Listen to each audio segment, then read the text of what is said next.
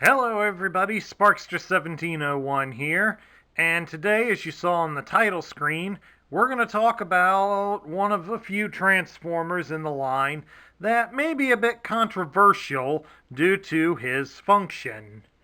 I ask that all of you please bear with me while going through this video, and please don't use it as an excuse to unsubscribe from the channel. There are going to be some Transformers that are going to be somewhat offensive and disturbing that we will have to cover through this series due to the fact that I have to cover each and every one of them, as I promised all of you I would when I started last February. So, without further ado, let me present to you the Decepticon terrorist, Wildrider. Wildrider is one of the Stunticon characters who first appeared back in 1986. He would also be available in 1987 and would be discontinued in 1988. Now, while we didn't get a replacement for him in 1988, he was joined in that function in 1987 with the Terrorcon Ripper Snapper.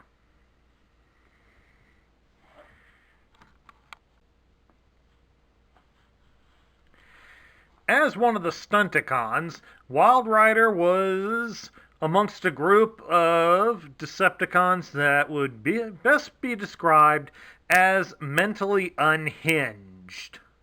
In his case, Wildrider definitely could not be quiet or tolerate even the notion of quiet. So that more or less limits his effectiveness for any missions that would require silence, as he's basically a destructive little force. Let's bring him a little bit closer to the camera so you can get a good look at Wildrider here.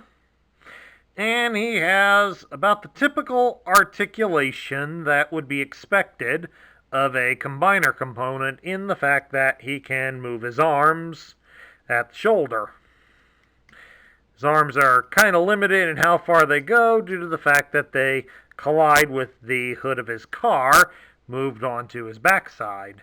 His legs are unfortunately all one solid piece, but you can also move the head a little bit, if you so choose, because it's on a post, just in case you were using him as an arm for his combined unit of Menasor. Now, a feature I want to point out to you on Wildrider is the fact that while he was being made during a time of parts transition by Hasbro, there is a variation on him, and that is on his chest. The chest plate, it pretty much is this sort of silver gray piece on here, can be made of either plastic, or in the case of this one, this is metal. 30 plus years, folks, and I'm just now noticing that he has a metal chest. Lucky me. Oh, quit throwing your gun away. Hold on to that for a second. Or maybe not. Well, he doesn't want to hold on to it. Well, we'll go ahead and transform him, as the first step is to take his weapon away.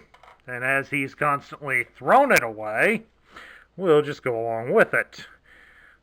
Want to get his arms folded straight down, kind of line it up here on his backside, because they do catch pretty easily into their position.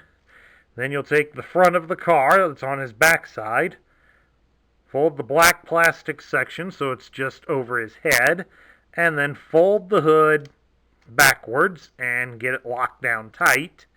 And then just push his legs up. And there you have it. His alternate mode is a sports car. More specifically, he is a Ferrari 308 GTB, which I don't believe I've seen in a lot of media, but it's still a pretty interesting car. It's Not in the typical red color that most people associate with Ferraris. But the dark gray does look kind of good on him. It helps give an air of menace to him, which kind of goes well with him and his function. The red windows are a nice touch. And of course, for added effect, there's this large hole. Get it up close so you can see it, folks. There's a large hole here on his on the backside of his car. You can plug in the extra weapon that he comes with. And now he's in attack mode. He's now in attack mode, and this turret does rotate all the way around, and it can be adjusted to the sides a little bit. And he is on plastic wheels. As you can see, folks, he does roll pretty good across this table.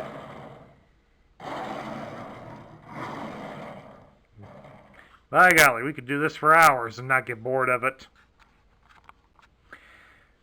Now we'll take a look at the loose parts that Wildrider came with, and as a combiner component, as you can see, he really didn't have too many to lose. Probably the most common one that would be lost would be this one, his gun. This is his scatter shot gun. Supposedly it fires on a principle similar to a shotgun in the fact that it spreads multiple shots outward. As you can also see, it does have a thin little scope here on the top of it. A little more detail here on this side. It's a little hard to capture it in the camera due to how small this weapon is. And keeping my hand in a position where I'm not putting a shadow over it. As you can see, pretty small and very thin piece of plastic. So this definitely rates high on one of the most difficult pieces to find in the Transformer toy line. I can imagine quite a few of those wound up in the vacuum cleaner. And then we have his plasma energy blaster, i.e. the turret that is mounted on the back of him. Looks a little bit different than the version that's shown on his instructions, but I'm guessing that was probably a concept design one and they simplified it a little bit. And of course also it has this connector here at the bottom, which is sometimes found separated from the toy. I would not recommend that, folks, due to the age of the plastic. I would just leave it all connected to avoid breaking it. Because as you can imagine, finding just the individual connector is going to be a challenge after all these years. Moving right along now to show off his instructions and specs, we do happen to have his card backer here.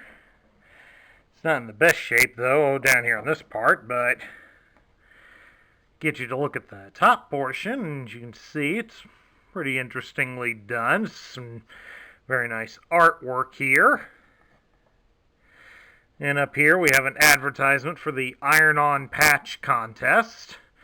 And as you can see, he was sold at a Toys R Us and retailed for about $7.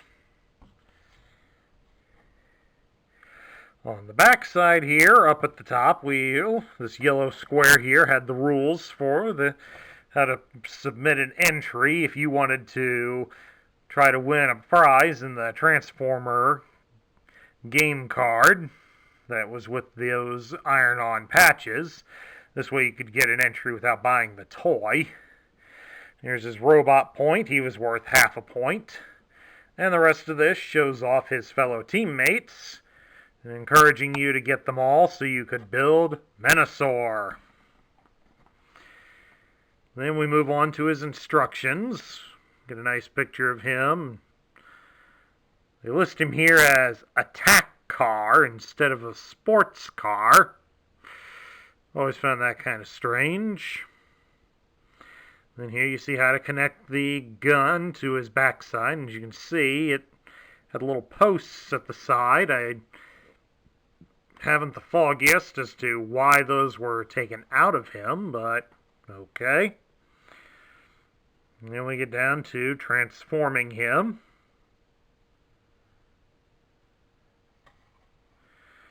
And then the final step there, mount his gun into his hand. How to apply his many labels on him. And of course we get here, it tells you about the robot points and how to use the decoder. Strangely, it does not tell you anything about his rub sign, which is on the top of his car mode. And then here we got the barcode, and then we get over here to his tech spec. It's got a nice picture of him. This is the complete picture of the one that's on the front of the package. It's done in purple to show he's a Decepticon. It lists him as a Stunticon in particular, and gives his name as Wildrider. It lists his function as terrorist, and his motto is, either you're out of my way or you're out of luck. Look out, motorists. He exults in the accidents he causes, driving recklessly, screaming and laughing. Some comrades think it's an act. Others know he's really as nuts as he appears. Fierce, quiet, prone to tire blowouts. In car mode goes up to 250 miles per hour with amazing maneuverability. In robot mode, his scatter shotgun sprays laser beams over wide areas. Combines with fellow Stunticons to form Menasor. And now we'll take his tech specs, we'll place the decoder over it, and we'll take a look at his vital stats. It gives his strength and his intelligence at 6, his speed is 7, his endurance is 6, his rank is 5, his courage is 8, his firepower is 7, and his skill is 6. So that more or less leaves Wildrider as about average in comparison. Now before we move on, I have something that I've been meaning to show off to a lot of you on some of my previous videos, but in the process of getting things set up, I forgot about that I had these. It was only thanks to an email that I had the other day with a friend that reminded me I need to be showing these to you. I have a special tech spec from Europe that, as you can see, is quadlingual. So this will give you something of an idea of how some of these were done overseas. As you can see, it only has room in here, since it's dealing with 4 languages, to give his function and his motto. So you lose a little bit of what he's capable of doing. But when you consider the fact that this is not something that would be commonly available here in the United States, it makes for a nice little bonus addition to one's collection. And you can see over here, it does have the tech specs. And the numbers are more or less the same over in Europe as they were here in the States. So he's still an average warrior, no matter where you go to see him. Now we get down to, what do I think of him? Well, growing up, I was never a big fan of the Stunticons. I mean, yeah, their car modes looked great, but their robots were kind of boring. And unfortunately, the more I've grown up, the less I've come to appreciate the Stunticons. The Stunticon leader, Motormaster, was a bully, hands down, in how he led his troops and how he acted. And in many ways that goes over into Menasor as well, and I will be covering Menasor later this year, so you'll get to hear my full rant about him then. But in this case, Motormaster also exploits the frailties in the minds of his troops. In this instance, he's been known to order everyone under his command to be as quiet as possible, due to the fact that he knows Wildrider can't stand total silence. It drives him into a frenzy where he just has to go and start shooting, blowing things up, and screaming all the way in the process to make as much noise as he possibly can. So in that instance, I really can't tolerate how he treats him. Wildrider himself, as a character, he's okay, I suppose. I mean, you're always going to get some sort of high-speed vehicle on the ground that's going to drive around like a maniac. Heck, many of you probably see that during your commute to work day in and day out. Although I doubt you get to see a Ferrari going full barrel 250 miles per hour, running the risk of a tire blowout and a serious accident. Although depending on the time of day, you might find that humorous too. But unfortunately, getting back down to the basics of the toy, the simplistic nature of the toy itself, I'm not really a big fan of. So I'm going to end up putting Wildrider as part of the bottom tier. As a terrorist, he comes off as more of a disposable unit for the Decepticons. They would likely send him on suicide missions due to the fact that, while he might be of an average skilled warrior, his tendency to have to always be making noise to keep from going insane tends to make him less useful as a soldier.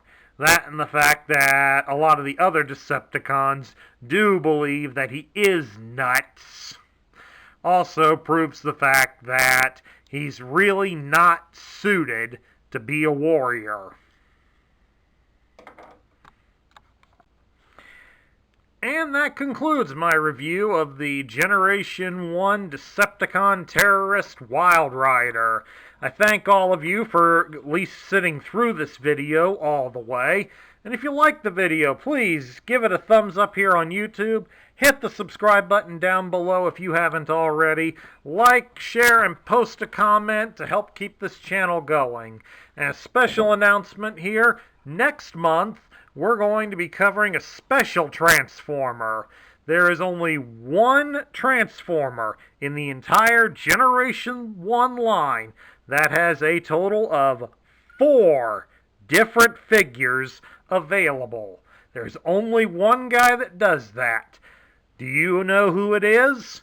If not, wait 1 week and you'll find out which one it is. This is Sparkster1701 saying catch you all later.